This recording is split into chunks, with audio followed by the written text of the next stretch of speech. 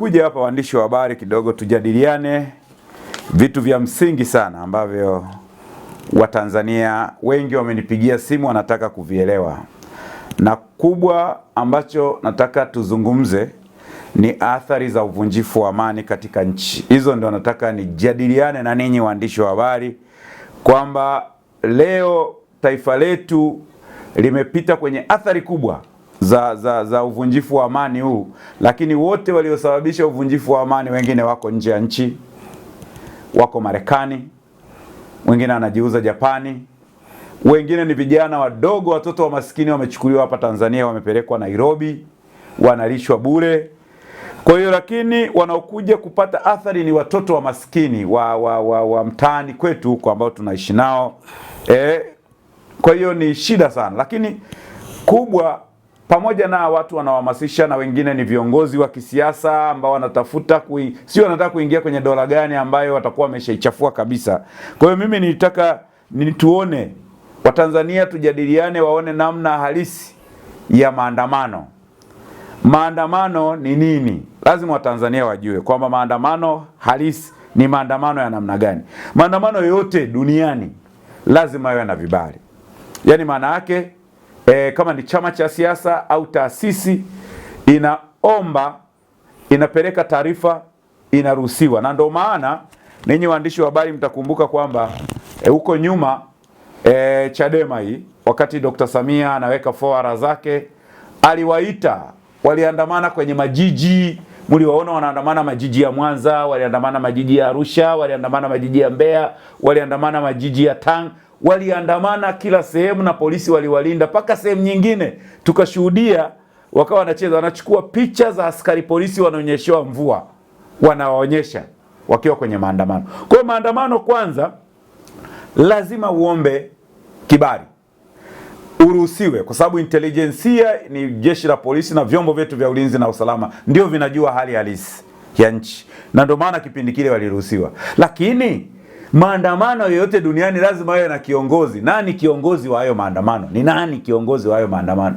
Alafu hayo maandamano mnapita wapi? Lazima muelekeze vyombo vyetu ili viwalinde. Mnapita njia gani? Mnafika uwanja gani? Na nani kiongozi wa hayo maandamano? Na ujumbe wenu ni nini? Lazima mueleze. Na ndio maana kipindi kile walikuwa wanatoa naruhusiwa, kwa sababu wana ujumbe, wanataka kufikisha kwa Watanzania, labda hiki na hiki akifanyiki ili serikali ifanyie kazi. Kwa hiyo sasa hivi haya mambo ya uholela yametoka wapi? Watu wanaanza kuhamasishana kwenye mitandao ya kijamii kutaka kulisabotage taifa. Lazima vyombo vyetu vya ulinzi na usalama viwe makini sana.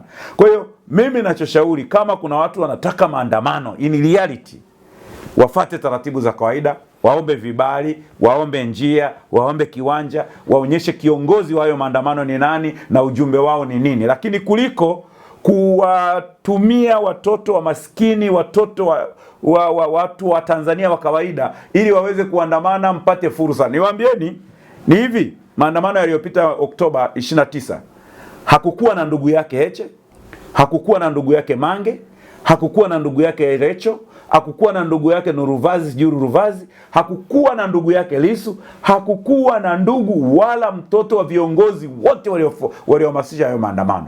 Kwa leo wanataka kuwatoa kafara watoto wa maskini. Lakini watoto wa maskini hawa wanatakiwa wajue kwamba hawa watu wanaotoa kafara familia zao ziko wapi? Kuna wengine familia zao, ndio maana unaona wakina Lema wanatukana matusi, hatuoni familia zao, hatuoni watoto wao. Wanataka kutoa kafara watoto wa kina mama wengine. Mama amejitoa kwa uchungu, anazaa mtoto, anamtegemea mtoto wake, then mtoto anahamasishwa, anavurugwa kichwa, na wengine ni wachungaji, wengine ni viongozi. Hafu mtoto anaandamana, utapata athari. Askari hawajapewa zile risasi kwa sababu ya mapambo. Ni hivi, sheria za nchi zinajulikana. Kuna maandamano, unachukua kibali, unaandamana, unamaliza, unarudi nyumbani, ndio utaratibu wa kawaida. Sasa nyie vijana wengi wa Kitanzania wanajiingiza kwenye kitu ambacho hakijui. Hawa wenzetu wana ajenda. Hawa wenzetu wa nje wana ajenda zao na wenzetu wa ndani wana ajenda zao, na ndio maana mnaona every day wanakuja na kitu kipya. Every day mara si mwanamke wakaona haifai, mara Uislamu wakaona haifai. Sasa wanatengeneza mkakati, wanaipiga kule upande wa Zanzibar, wanatengeneza watu, wanakuja upande wa bara, yani wanazidi kuimpeach hasira kwa Watanzania, ili vijana wa Kitanzania waone, wachukie Wazanzibari, wachukie, tuchukiane Watanzania, tusinunuliane vitu. Lakini mwisho wa siku watoto wao wako wapi? Alafu hao watu walioko nchini Tanzania, hawa viongozi hawa wa kisiasa, wanaishi huko Masaki, wanaishi huko Mikocheni, wanaishi huko Salasala, wanaishi huko sijui Tegeta, wanaishi sehemu za wakubwa. Huwezi kumkuta kiongozi wa kisiasa. Hao wote wanatupigia kelele. Hawezi kuishi maeneo tunaishi sisi. Hao wote wanaendesha ma V8. Lakini watoto wa maskini leo ndugu yangu, leo nilikuwa nimepanda na kijana mmoja bodaboda. Akaniuliza, hivi brother, hivi haya mambo yanaendelea nchini ni nini? Nikamwambia kwa nini. Kijana wa bodaboda akaniambia, mimi bana, Dar es Salaam imenisaidia sana. Nimekuja hapa Dar es Salaam na kuja kutaka nifanye kazi ya ukondakta nini, baadaye nikaamua kuendesha bodaboda. Nimejenga kijumba changu, nasomesha mtoto wangu, nafanya kazi zangu. Hivi mimi naandamana kwa ajili ya nani? Yaani mimi hakuna. Huyo kijana nafikiri hata shule amesoma kidogo, kwa sababu ananiambia Kenya wamefanya mabadiliko na wana katiba bora kuliko nchi yoyote duniani. Kenya wamefanya hiyo, vyote wamefanya. Lakini every day Kenya wanafanya mabadiliko ya urais. Katoka chama cha KANU kaingia chama cha Mwai Kibaki, sijui kilikuwa kinaitwa sijui chama gani. Ametoka Mwai Kibaki ameingia Uhuru Kenyatta, ameingia Ruto. Hakuna mabadiliko ya Mtanzania mmoja mmoja. Hakuna mabadiliko hayo ya kwamba kuna mtu atakuletea mabadiliko akuwekea mfukoni. Sisi viongozi wetu watakao watuletee miradi, waendesha maendeleo, maisha yaende, watu watengenezee fursa. Lakini leo every day, kila kukicha ni mikakati ya kutaka kulisabotage taifa, kutaka kuchafua taifa letu. Watu wenyewe hawaombi vibali, wanataka kufanya vurugu. Lakini sasa kwenye hizo vurugu wanaoathirika ni nani? Kuna watu wana vimikopo vyao vya benki ya NMB.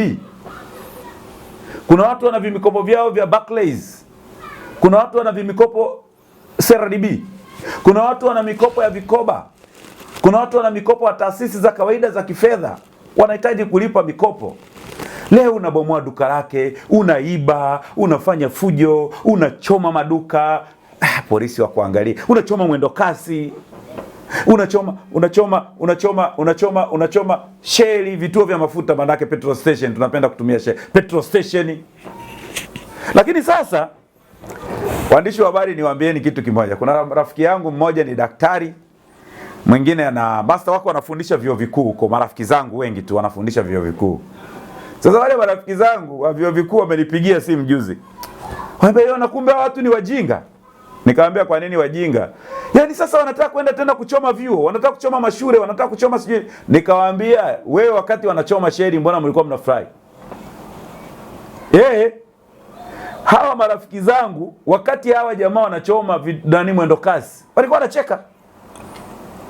Hawa jamaa marafiki zangu hawa malecture wakati wanachoma maduka ya watu walikuwa wanacheka.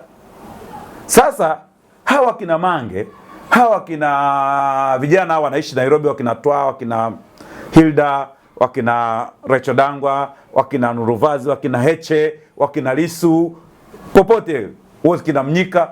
Hawa wote wameona wakichoma petrol station ya Leki. Leki haathiriki kwa sababu Leki ana nini? Ana ile insurance. Kwa wamechoma mali za wale wakubwa, wale matajiri.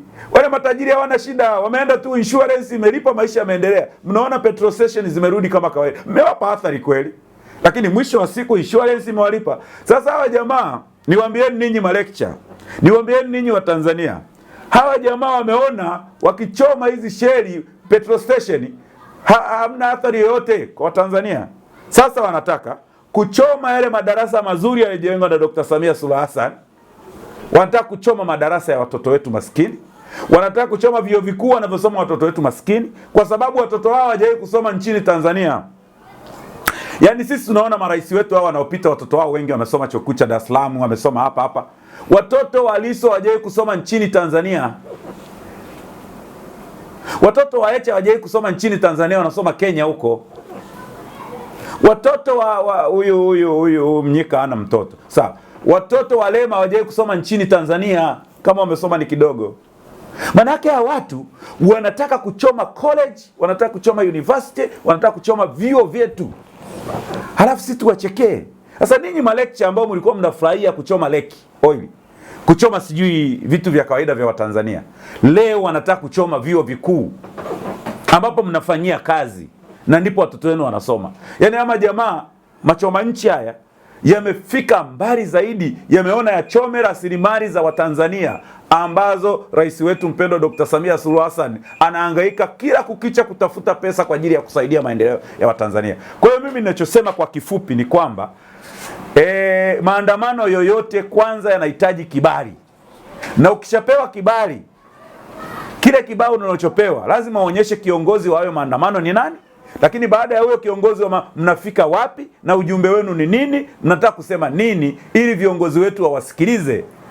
Lakini leo kusema maandamano ya fujo ili uende ukachome mali za watu, ukachome maduka ya watu, ukachome nguo za watu, si sahihi hata kidogo. Na ndio maana sisi wanaharakati, sisi wachambuzi tutaendelea kujitokeza na kutengeneza vijana wote wanaotupigia simu, vijana wazalendo. Wapo vijana wengi sana. Juzi nilikuwa namuona ndugu yangu Sheikh Mwaipopo, ambaye nafikiri na muda sio mrefu nitaenda kuona naye. Sheikh Mwaipopo na mimi tumepigiwa na vijana wengi wa kizalendo wa Tanzania hii. Vijana wa kizalendo Mbeya jiji wanatupigia simu, njooni Yona na Sheikh Mwaipopo. Tunapigiwa simu Arusha, tunapigiwa simu Moshi, tunapigiwa simu Mwanza, tunapigiwa simu Dodoma. Vijana wa kizalendo tunapigiwa simu Dar es Salaam, wilaya zote. Vijana wa kizalendo wametapakaa kila kona. Nao wa Dar es Salaam wale ni vijana wazalendo wanaotaka kulilinda taifa hili kwa gharama yoyote ile. Oktoba 29 waliona ndugu zao waliuawa kwa sababu ya ujinga wa watu wachache hawa. Watu waliumizwa. Hawa kina Heche lini wameenda kuona watoto walioumizwa? Hawa vijana wanatuambia ndugu zao wameumizwa. Hajawahi kuona mwanasiasa wa upinzani, hajawahi kumuona ndugu yake Mange anaenda kuwaona, hajawahi kuona wanahangaika na maisha yao. Alafu naumiza vijana wa Kitanzania. Kwa hiyo ndugu zangu, ndio maana nawaambieni, naungana na nampongeza Shehe Mwaipopo kwa kazi nzuri sana anaifanya. Ile ni kazi ya kizalendo ya kulilinda taifa la Tanzania. Huwezi leo watu wanajitafutia pesa zao na bodaboda, mama ntilie, maskini wa Mungu, unapiga tu risasi. Unataka uandamane tu. Unachukua mawe unapiga polisi. Polisi wa kuangalia, unachoma vituo vya polisi. Unachoma ofisi za serikali ya mtaa, tuandikiwa wapi barua? Tuacheni watu waandikie barua hivyo hivyo. Tutaandikiwa hivyo hivyo. Choma tu, unapiga mawe, tutatandikwa. Lakini mwisho naomba niwaambieni hivi, na leo nawaambia vijana wa Kitanzania, lazima sheria ifuatwe na polisi hawajapewa bunduki kama mapambo.